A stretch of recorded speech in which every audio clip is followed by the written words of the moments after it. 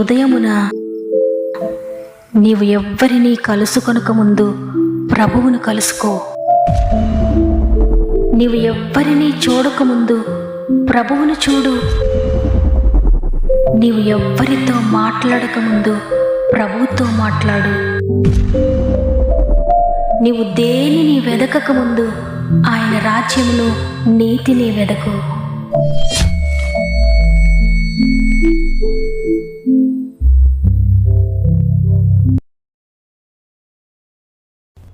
Praise the lord.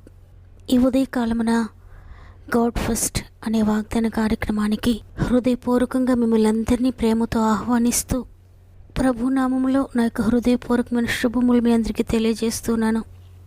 దేవుని బిడ్డలారా, ఈ ఉదయాన్ని మీరు అందరూ ఎలా ఉన్నారు? బాగున్నారు కదా?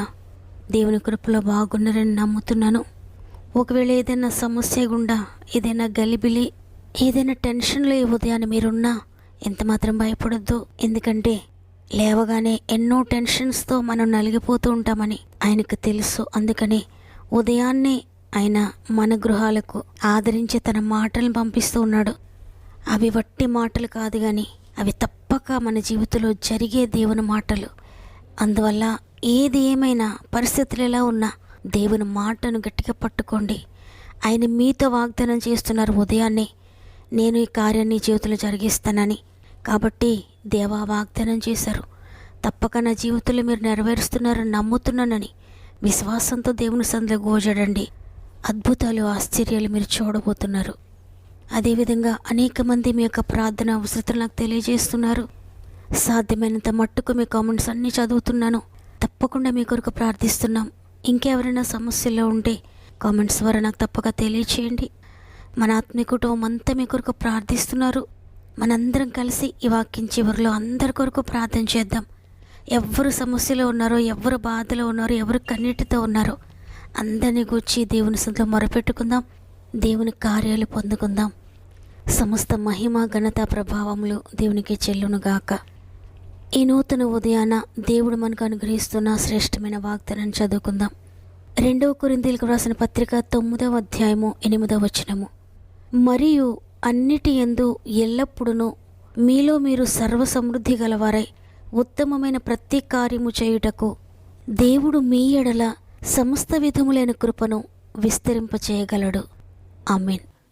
ఈరోజు ఈ వాగ్దానాన్ని వింటున్న ప్రియ దేవుని బిడ్డలారా, సృష్టికర్త అయిన దేవుడి రోజు మీతో మాట్లాడుతున్నారు.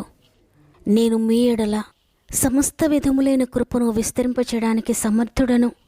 మీ యొక్క ప్రతి విషయంలోనూ కృపను విస్తరింపచేస్తాను, కృపను పొడిగిస్తాను, భయపడకండి అని దేవుడు స్పష్టంగా ఈరోజు మనతో మాట్లాడుతున్నారు. కృప అంటే బలహీనులను బలపరిచేది, శక్తి లేని వారికి శక్తినిచ్చేది, పనికిరాని వారిని పనికొచ్చేవారిగా చేసేది, అర్హత లేని వారికి అర్హతనిస్తుంది, యోగ్యత లేని వారిని యోగ్యులుగా చేస్తుంది. అందుకే పౌలు భక్తుడు అంటున్నాడు, నేను ఎప్పుడు బలహీనుడను అప్పుడు దేవుని శక్తి నాలో పరిపూర్ణమవుతుంది. నేనప్పుడే బలవంతుడను, అందుకే బలహీనత యందు నేను సంతోషిస్తున్నానని. సాధారణంగా మనుషులంగా మన ఫోకస్ అంతా సమస్యల మీద ఉంటుంది. మన ఫోకస్ అంతా మన కష్టాల మీద, మనం చెయ్యలేని వాటి మీద, మనకు అసాధ్యమైన వాటి మీద, మన బలహీనతలపైన ఉంచుతూ ఉంటాం. అయితే ఎప్పుడైతే మన సమస్యల మీద మనం ఫోకస్ ఉంచకుండా, వాటిని మనం చూడకుండా దేవునిపై మనం ఫోకస్ ఉంచుతామో, మన కనుదృష్టంతా ఆయన కృపపై ఉంచుతామో, కృపకు అర్హులుగా అవుతాం. ఆయన కృప మనలను ప్రతి పాపం నుండి విడిపిస్తుంది, ప్రతి శాపం నుండి విడిపిస్తుంది, మరణకరమైన వ్యాధైన విడిపిస్తుంది. ఎంత బలహీన స్థితిలోనికి వెళ్ళిపోయినా ఆయన కృప తిరిగి బలపరుస్తుంది, తిరిగి ఎండిపోయిన జీవితాన్ని చిగురింపచేస్తుంది, బలహీనపడిపోయిన వారిని తిరిగి బలవంతులుగా చేస్తుంది. ఇక్కడ వాక్యం అదే సెలవిస్తుంది, అన్నిటి యందు ఎల్లప్పుడూ మీలో మీరు సర్వసమృద్ధి గలవారై ఉత్తమమైన ప్రతి కార్యము చేయుటకు దేవుడు మీ ఎడల సమస్త విధములైన కృపను విస్తరింప చేయగలడు అని. అంటే ఎప్పుడు నేను చేయలేకపోతున్నాను, ఏది నేను చేయలేకపోతున్నాను, ఎప్పుడు సమస్యలతోనే ఉంది నా జీవితం, ఎప్పుడు అరకొర జీవితమే, సమృద్ధి లేదు, సంతోషం లేదు, సమాధానం లేదు, నెమ్మది లేదు, ఆరోగ్యం లేదు, పరిశుద్ధత లేదు, నీతి లేదు, దేవుని కొరకు ఏ కార్యం చేయలేకపోతున్నాను, దేవుని కొరకు నిలబడలేకపోతున్నాను, దేవుని కొరకు జీవించలేకపోతున్నాను, ఏమీ చేయలేని వాడిగా, చేయలేని దానిగా ఉన్నను. అన్ని విషయాల్లో ఓడిపోయే, సమస్తాన్ని కోల్పోయే పనికిరాని వాడిగా మిగిలిపోయినని ఈరోజు ఎంతగానో కృంగిపోయిన స్థితిలో ఉన్నారేమో. భయపడొద్దు. సమస్త విధములైన కృపను, అంటే అన్ని విషయాల్లో దేవుడు నీకు కృపను అనుగ్రహిస్తున్నాడు. తన కృపను నీ పట్ల విస్తరింపచేస్తున్నాడు. అది ఒక్కటి కాదు, రెండు కాదు. ఏ విషయాల్లో అయితే నువ్వు ఓడిపోతున్నావో, ఏ విషయాలైతే నీకు సాధ్యం కావడం లేదో, ఏ విషయాలైతే నేను చెయ్యలేను అనుకుంటున్నావు, నీకు భారంగా ఉన్నాయో, నీకు బరువుగా ఉన్నాయో, ఏదైతే నువ్వు దాటలేకపోతున్నావో, వాటన్నిటి విషయంలో దేవునిపై ఆధారపడితే ఆయన కృప విస్తరింపచేయబడుతుంది. ఆయన కృప పొడిగించబడుతుంది నీ జీవితంలో. ఇంతవరకు దేవునికి దూరంగా జీవిస్తూ ఉన్నా, ఇంతవరకు పాపాన్ని విడిచిపెట్టలేని స్థితిలో ఉన్నా, దేవుని కృప నేను విడిచిపెట్టలేదు ప్రియ దేవుని బిడ్డలారా. అందుకే దేవుడు ఈరోజు నీతో మాట్లాడుతున్నారు. నా కృప నీకుంది, భయపడొద్దు. తప్పకుండా నిన్ను విడిపిస్తాను, తప్పకుండా నా కృప విస్తరింపచేస్తాను, నా కృప పొడిగిస్తున్నాను నీ జీవితంలో. నీవు కృప పొందుకున్నావని ఈరోజు సృష్టికర్తని దేవుడు నీతో మాట్లాడుతుండగా, ఏ విషయాన్ని గురించి ఇంక దిగులు పడకండి, ఏ విషయాన్ని గురించి భయపడకండి. దేవునిపై ఆధారపడిన ప్రియ దేవుని బిడ్డలారా, ఇంత గొప్ప దేవుని మనం కలిగి ఉన్నాం. ఈ లోకంలో నీపై ఎవ్వరు కృప చూపించకపోవచ్చు, ఎవ్వరు నిన్ను పట్టించుకోకపోవచ్చు, ఎవ్వరు నిన్ను చూడకపోవచ్చు. కానీ ప్రభు చూచాడు, ఆయన పట్టించుకున్నాడు. ఆయన నిన్ను లేవనెత్తాలని ఈరోజు నీతో మాట్లాడుతున్నారు. నీతిమంతుడుగా ఉన్న నోవాహు దేవుని కృప పొందుకున్నాడు. ఆ తరము వారందరూ నశించిపోయినా, వారు భయంకరమైన ఉగ్రత పాలైపోయినా, అందరూ నశించిపోయినా నోవాహు మాత్రం నశించిపోలేదు. దేవుని కృప పొందుకున్నాడు. దేవుని కృపను బట్టి బ్రతికాడు. నోవాహు ఒక్కడే కాదు, నోవాహును బట్టి దేవుడు నోవాహు కుటుంబం అంతటినీ రక్షించాడు. నిందారహితుడుగా ఉన్న యోబు దేవుని కృప పొందుకున్నాడు. భయంకరమైన వ్యాధితో మరణకరమైన పరిస్థితిలో ఉన్నాడు. అయితే దేవుని కృప మరణాన్ని నుండి, వ్యాధి నుండి, సమస్యల నుండి దాటించింది. ఎన్నైతే కోల్పోయాడో రెట్టింపుగా ఆశీర్వాదం పొందుకున్నాడు.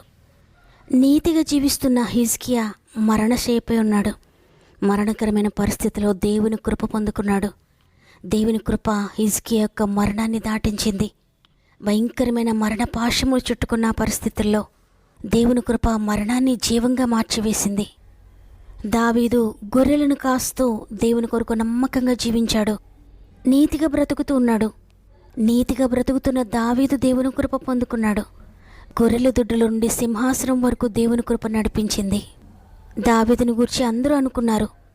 తల్లి అనుకుంది, తండ్రి అనుకున్నాడు, అన్నదమ్ములు అనుకున్నారు, బంధువులు, స్నేహితులు, చుట్టుప్రక్కల వారు అందరూ కూడా అనుకున్నారు, ఒక పనికిరాని వాడు, గొర్రెలను కాయడానికి తప్ప ఇంకెందుకు పనికిరాని వాడు అనుకున్నారు. అయితే దేవుడు మాత్రం ఆ విధంగా అనుకోలేదు. అంతరంగాన్ని పరిశీలించే దేవుడు దావీదు యొక్క అంతరంగాన్ని చూచాడు. దావీదు యొక్క పరిశుద్ధతను చూచాడు, నీతిని చూచాడు. దావీదుపై కృప చూపించాడు, కృపను పొడిగించాడు, కృపను విస్తరింపచేశాడు. ఎందుకు పనికిరాని పరిస్థితిలో ఉన్నా కృప పనికొచ్చేవారిగా చేసేసింది. నిజమే ప్రియ దేవుని బిడ్డలారా, ఈరోజు మీరు ఒకవేళ అదే స్థితిలో ఉన్నారేమో, మీ బిడ్డలు అదే స్థితిలో ఉన్నారేమో, ఒకవేళ నీ పరిస్థితులన్నీ అలాగే ఉన్నాయేమో, పనికిరాని పరిస్థితిలో నువ్వు ఉన్నావేమో.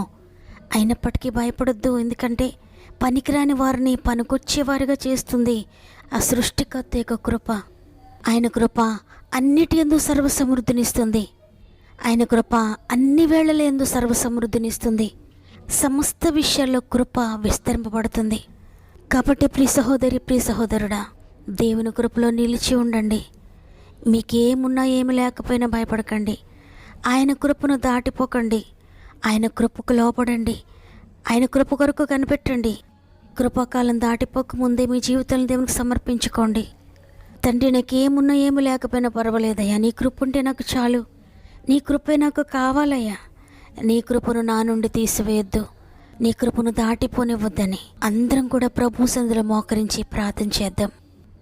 ప్రేమగల తండ్రి, నీకు వందనాలు. మరొక దినాన్ని మాకు అనుగ్రహించి మా ఆయుష్కాలంలో యాడ్ చేసినందుకు నీకు వందనాలు తండ్రి. ఈరోజు మేము బ్రతికి ఉన్నామంటే నీ కృపే తండ్రి. ఈ విధంగా నేను మాట్లాడగలుగుతున్నానంటే నీ కృపేనయ్యా. నీ బిడ్డల వాక్యం వినగలుగుతున్నారంటే నీ కృపే తండ్రి. నీ కృప లేనిదే మేము ఒక్క అడుగు కూడా వేయలేం. నీ కృప లేనిదే మేము ఊపిరి కూడా పీల్చుకోలేం తండ్రి. మా గాలి మేము పీల్చుకుంటున్నామంటే నీ కృపేనయ్యా. మేము రాత్రి పండుకొని ఉదయాన్నే లేస్తున్నాం ఆరోగ్యంగా అంటే నీ కృపే తండ్రి. సజీవులుగా మేము ఉన్నామంటే నీ కృపే తండ్రి. నీ కృప కొరకు మరి ఒకసారి కృతజ్ఞత చెల్లిస్తున్నాను. ఈరోజు వాగ్దానం చేశారు, సమస్త విధములైన కృపను విస్తరింపచేస్తానని. తండ్రి, ఎవరు ఏ అసమర్థతలో, ఏ చెయ్యలేని పరిస్థితుల్లో, సహాయము లేని, తోడు లేని పరిస్థితుల్లో ఉన్నారో ప్రతి ఒక్కరిని నీ కృప ఆవరిస్తుందని, ప్రతి ఒక్కరిని నీ కృప నడిపిస్తుందని, నీ కృప చేత ప్రతి చేతిని మీరు పట్టుకుంటున్నారని నమ్ముతున్నాను తండ్రి. ఎందుకంటే మీరు సెలవిచ్చారు, అన్ని వేళల్లో నా కృపను విస్తరింపచేస్తాను, అన్నిటి యందు నా కృపను విస్తరింపచేస్తాను, సమస్త విషయాల్లో ఎల్లప్పుడూ సర్వ సమృద్ధి అయిన కృపను మీరు పొందుకుంటారని వాగ్దానం చేశారు తండ్రి. ప్రతి ఒక్కరికి అటువంటి కృపను మీరు అనుగ్రహించండి. ప్రతి కుటుంబంలో అటువంటి కృపను విస్తరింపచేస్తున్నందుకు వందనాలు. నమ్మి ప్రార్థిస్తున్న వారందరి జీవితాల్లో కృప విస్తరింపబడునుగాక యేసునామములో. విశ్వాసంతో నీ కొరకు ఎదురు చూసిన వారందరి జీవితాల్లో కృప అద్భుతములు చేయునుగాక యేసునామములో. నీ కృపను పొందుకోవాలని ఎదురు చూసిన ప్రతి బిడ్డ మీద నీ కృపను విస్తరింపచేయండి.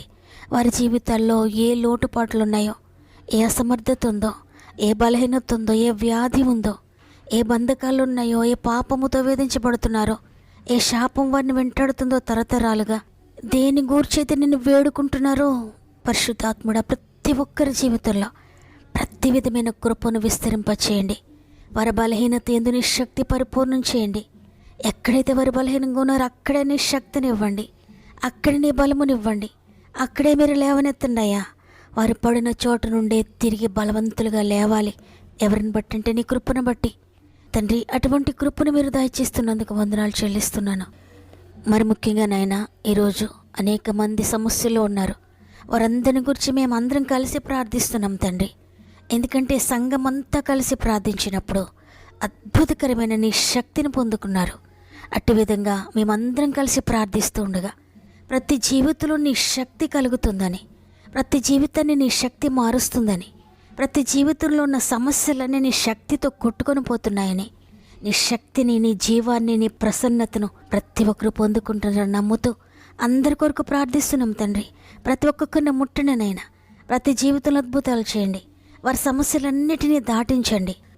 ఆత్మీయంగానైనా, శారీరకంగానైనా, మానసికంగానైనా, ఆర్థికంగానైనా, అనారోగ్య విషయంలోనైనా, కోర్టు కేసెస్ విషయంలోనైనా, కుటుంబ విషయాల్లో, భార్యాభర్తల మధ్య ఉన్న సమస్యలను గూర్చి, వివాహాన్ని గూర్చి, ఉద్యోగ పరిస్థితుల్లో, గర్భఫలం లేని స్థితిలో, స్వంత గృహాలు లేని స్థితిలో, చదువులో, ఎగ్జామ్స్లో, అన్నిటిలో కూడా మీరు తోడుగా ఉండి వీటన్నిటి విషయంలో నీ కృపను పొడిగిస్తున్నందుకు వందనాలు చెల్లిస్తున్నాను. ఈరోజు ప్రత్యేకంగా గర్భంతోని బిడ్డలందరినీ నీ చేతులు పెడుతున్నాను తండ్రి. 9 నెలలు మీరు తోడుగా ఉండి చక్కటి సేఫ్ డెలివరీ స్థాయి చేయండి. ఈరోజు పుట్టినరోజులు, పెండ్లి రోజులు జరుపుకుంటున్న వారిని కూడా జ్ఞాపకం చేసుకోండి అయ్యా. ఈ నూతన సంవత్సరం అంతా మీరు తోడుగా ఉండి నడిపించండి. ఇది మనం ప్రారంభిస్తూ ఉండి రోజంతా మా ఆత్మీయ కుటుంబానికి తోడుగా ఉండి వారి యొక్క ప్రతి అవసరతను తీర్చి, వారి ప్రతి ప్రయత్నంలో నీ కృపను చూపించి, వారు వెళ్ళే ప్రతి స్థలంలో నీ కృప తోడై ఉంటుందని ఈ రోజంతా మీరు నడిపిస్తున్నారని నమ్మి నీకు స్తుతులు చెల్లిస్తూ 10th ఎగ్జామ్స్ రాసిన బిడ్డలను ప్రత్యేక నీ చేతులు పెడుతున్నానయ్యా. మీరు తోడుగా ఉండి నడిపిస్తున్నారని నమ్మి నీకు స్తుతులు చెల్లిస్తూ యేసయ్య పరిశుద్ధమైన నామములు అడిగి వేడుకొంచున్నాను తండ్రి. ఆమెన్. ఈరోజు ఈ వాగ్దానాన్ని విని దేవుని కృపపై నేను ఆధారపడ్డానని వాగ్దానాన్ని విశ్వసిస్తున్న ప్రియ దేవుని బిడ్డలారా, దేవుని కృప మీకు తోడైంది, భయపడొద్దు. దేవుని కృప మిమ్మల్ని నడిపిస్తుంది, మిమ్మల్ని బలపరుస్తుంది. ఈ వాగ్దానం నా కొరకే అయిన వారందరూ ఆమెనని చెప్పండి. వాగ్దానాన్ని తప్పక లైక్ చేయండి, మీకు తెలిసిన వారందరికీ షేర్ చేయండి. దేవుడు మీ అందరికీ తోడైండి నడిపించును గాక. దేవుని చిత్తమైతే తిరిగి రేపు అందరం కలిసి ఆయనను స్తుతిందాం. అంతవరకు ప్రభు మీకు, మీ కుటుంబాలకు తోడైండి నడిపించును గాక. God bless.